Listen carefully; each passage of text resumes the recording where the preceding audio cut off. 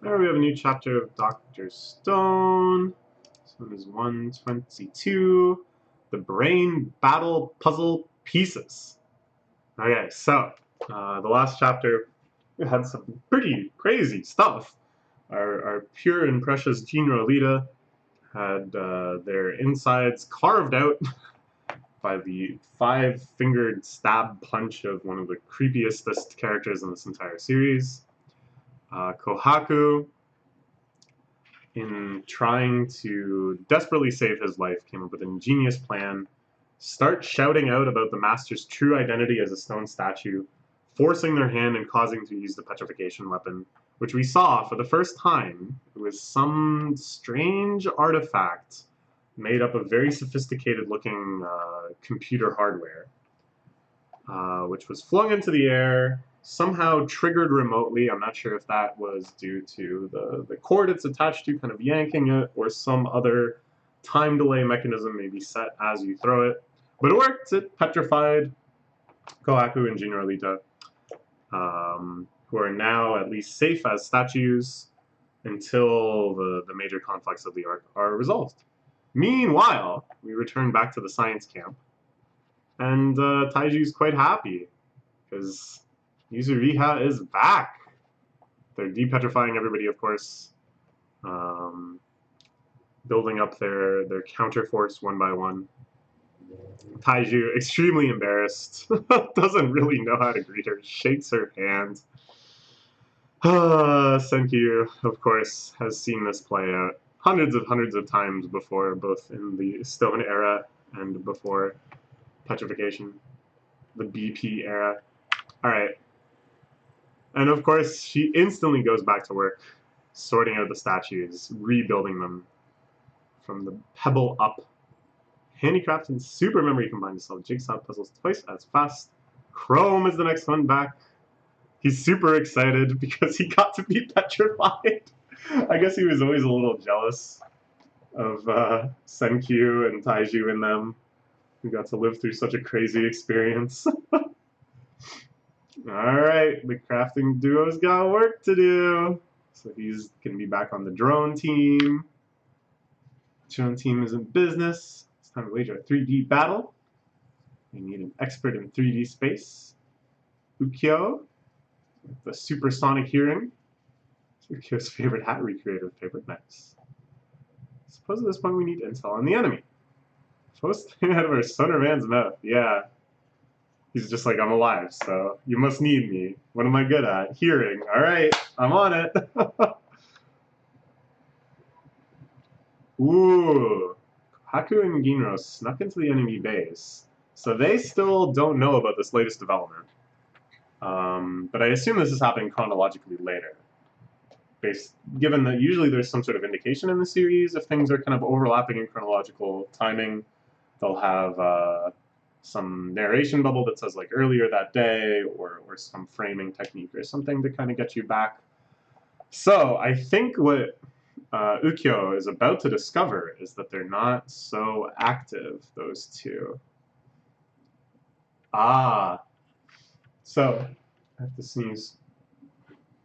Well, am I not going to sneeze? Oh no, not like this. Oh, I hate this. The non-sneeze. Okay, anyways. So, here is the Islander girl. Haku and Hina. Okay. Yes. They have been statued up on top of the Master's hideout. All covering their eyes, Haku and Hina's sacrifice is giving us a chance to escape. And it looks like the hunter guy that Kohaku was fighting with noticed her escape, but is choosing not to do anything about it. Maybe stalking her back here so he'll know about their hideout, which means they could be forced into war extremely quickly. And here, I think this is really cool. So flashback in manga is usually somewhat magical, they start talking, it segues into a flashback, and for all intents and purposes, things that really couldn't be conveyed in words are still observed by the people whom are hearing the flashback as if they were also just reading the manga and reading the flashbacks themselves. And sometimes there's like fourth wall breaking jokes on this theme, or little subversions of that, where you can tell that the unreliability of whoever's narrating the flashback is like interwoven into the flashback because things are different than how we saw them depicted. At any rate, this is all just interesting to me. Something like seeing, all right, this is a good example actually. This hunter guy looking at her like smugly, like, trying to escape, are we? She probably didn't see that, right? We're not really sure as readers whether Senkyu has somehow like inferred this, but probably not. More that the flashback is taking back as like this sort of objective thing that we, the reader, are seeing, and that she's actually narrating like a subset of that. There's all of these ambiguities. Only real messed up nerds like me that care way too much about aspects of diegesis and metafiction care about this at all. But sometimes like something will happen that kind of like triggers me to think along these lines, and I think it's actually pretty cool. So please forgive me this. Please allow me these sort of rants. Anyways, in the bottom left of this page, when she's narrating this flashback, showing like all the different things she's remembering and then showing her speaking is not something we typically have in flashbacks, right? But I think it's really well done, and it kind of reminds us about these different barriers and stuff between the story being told, the manga being read, what different characters can be seen, you know. Anyways, okay. So Senkyu is determined. Soyuz is related to the master or something. Not just Spinner's opinion. Something we never would have guessed, but what I really want to know is how these guys are organized and what's in their arsenal. Yeah. It's like you never cared about any of that. It's like Master's a statue. Okay. It doesn't matter. This is like a mind-blowing thing. That all of the islanders would just have their entire worldview shaken to the core if they found out. But Senkyu is like, great, that's one less enemy. Alright, of course. He's himself through and through. And whereas Suiko, of course, it looks like she's telling the story as if she doesn't know people can be depetrified. I don't know if she actually knows that or not. But she's really mourning the loss of Kohaku and Ginro here, I think. And of course, she's definitely shaken to the core by the fact that the Magister is just a stone statue. And then it looks like Suika is like sympathetically crying, even though she knows that they can be revived. And Soyuz, of course, is pretty freaked out. But Senkyu, he doesn't care about any of this. He's like, yeah, this is all good. These little fragmented pieces of info will wage a brain battle. Reveal the path to victory. Let the bass hit, like brain power. I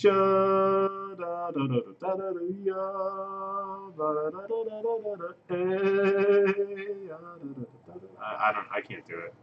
How do you replicate that sound? Anyways. Yeah. So they've got all of their pieces in play. I kind of like this sense of shoring up little bits of fragments of info into something that can be used as an actual advantage.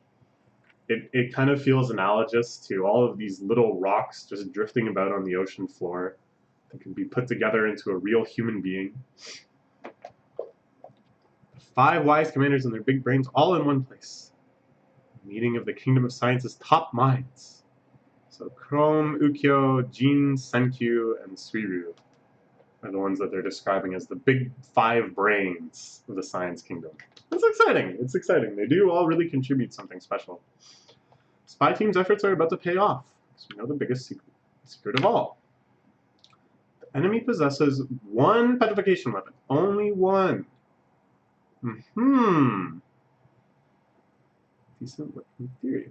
How do we know that? Everyone's just nodding and agreeing like it's obvious. I love how this is depicted with like the puzzle pieces and stuff. I love that Senkyu is in the puzzle piece as well as like narrating it outside of the puzzle piece. Like, oh, that's so good. That's so funny. And he looks so smug in his piece. Don't get them. Listen up, people. It's like a puzzle cobbled together painstakingly from little bits of intel. Okay, so this is pretty good.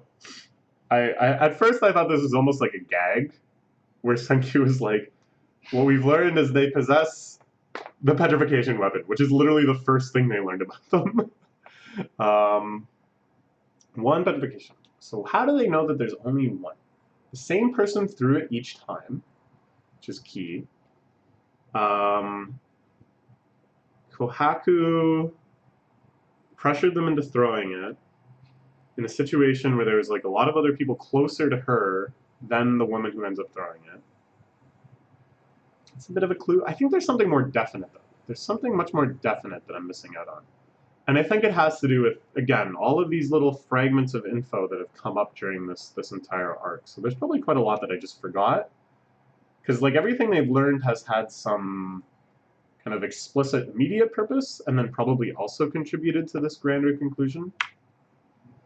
You saw how Soyuz and Yuzuri had teamed up to assemble the stone statues faster. Sometimes we need another perspective, someone with flashes of insight who sees things from another angle, like Chrome. Good job. Okay. Master Guy doesn't actually have the weapon. It's a statue. The real mind is Ibarra is holding on to. I was extremely conscious. I was the type to keep plenty of insurance, metaphorically speaking. If center petrification weapon existed, you can be sure you keep it on its person. A major crisis where you need to petrify an invader immediately, wouldn't you prefer to have those options? Okay. So he either would want it himself, or want Kirisame to have it and have her around all the time. He wants it as extremely close to him personal insurance. There's only one weapon. Yeah. And if he had one of the petrification weapons, he himself would have petrified them. They wouldn't have needed Kirisame to do it. Okay, alright. Thorough risk of petrification. Said Kirisame do the deed. 3D space in question. Kirisame tossed the weapon and activated above Kohaku and Gino. Purposely avoided catching the master in the weapon's radius. Ooh! Whoa! Okay. So that's a cool conclusion. Because otherwise, why would she bother spacing it just perfectly outside of the reach of the master's hut? Now, you could say, oh, well, that's just for the sake of onlookers. Onlookers wouldn't know that the master's a statue. Therefore, they would be very confused if she just blatantly allowed the master's hut to get engulfed in the petrification light.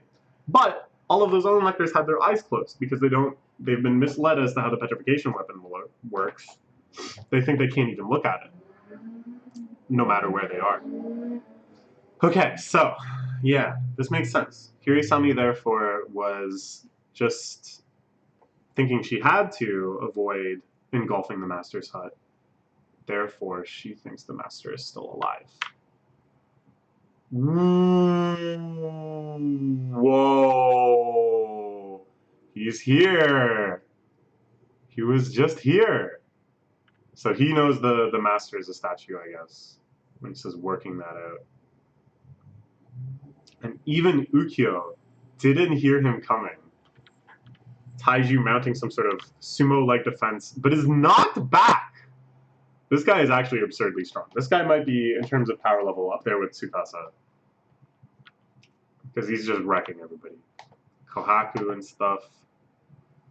Taiji stands back up, of course. Stalling won't save you unless you have some other plan. It's critical now. Taiji's giving me a few seconds to think. The big five brains. All of them are coming together. Okay, but key. I see what's going to happen. I don't know what exactly is going to happen, but I see how it's going to happen. Because they're talking about how Chrome sometimes is the one that needs to have that flash of insight, right? They were trying to kind of encourage him with that, given that he felt a little freaked out about his lack of understanding. Beyond our checkmate, unless there's some card we can play. Maybe at least one of us can escape and survive.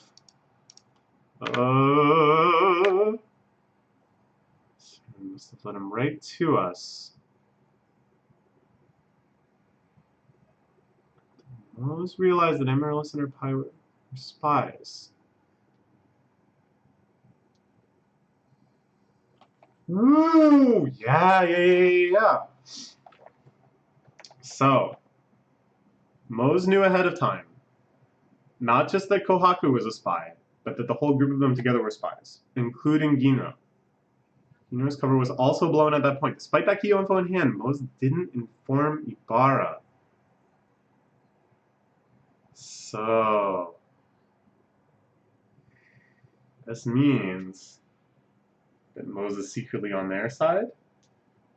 Mose, this is something I speculated before, that he put a few things together and realized that these invaders actually possessed a huge advantage in firepower, and that we're likely to be the eventual winners of this little war. So he's trying to change teams. He's trying to side with the Kingdom of Science. I think that's what's going on. Left Ibara to walk off with an invader alone. Mose knew how risky that was, but he kept it to himself all the same. Meaning, pieces are coming together. Mose wants to switch sides.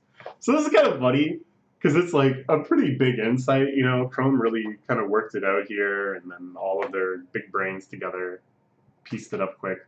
But it's like, if they just had done nothing, if they were just like, oh shit, we're gonna die, Mose would have been like, nah, I'm not gonna kill you. I'm here to change teams, right? Like, it wouldn't have mattered whether they figured out he was about to change teams or not.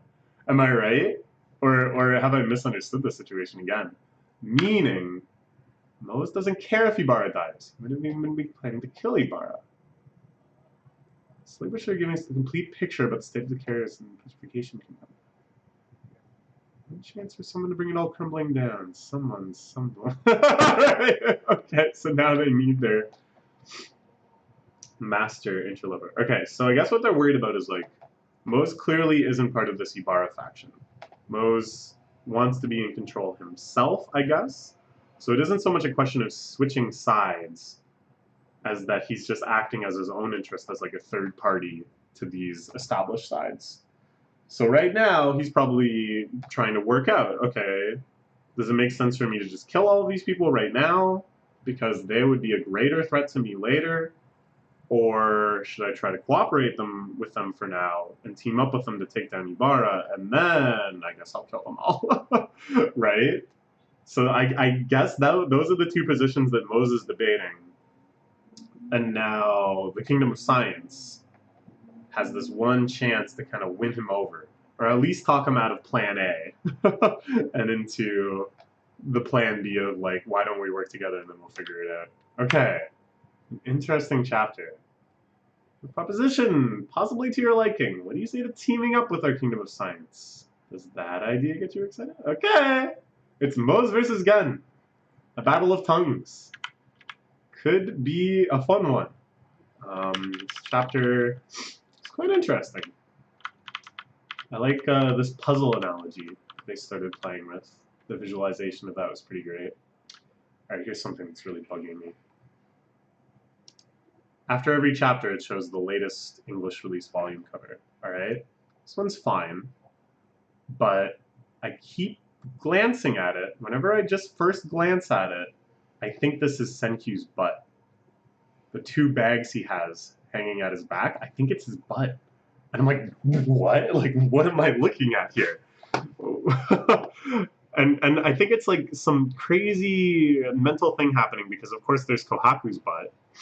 Prominent focus, of course, because it's a fan servicey shonen series. So it's like I see that, and then subconsciously I'm in like butt mode, and I see this, and it happens every time, every single time. Like if you've ever noticed in other chapters, probably I do have like a micro reaction, but I always thought it was too stupid to talk about until today. Until today, when I gave up and told you all about my complex of seeing Senkyu's butt on Volume 7. Alright, I'm sorry. I'm sorry if I've cursed you with that. But I don't think you can see it that way deliberately. It's just something that might happen to you. Okay, that's all for now.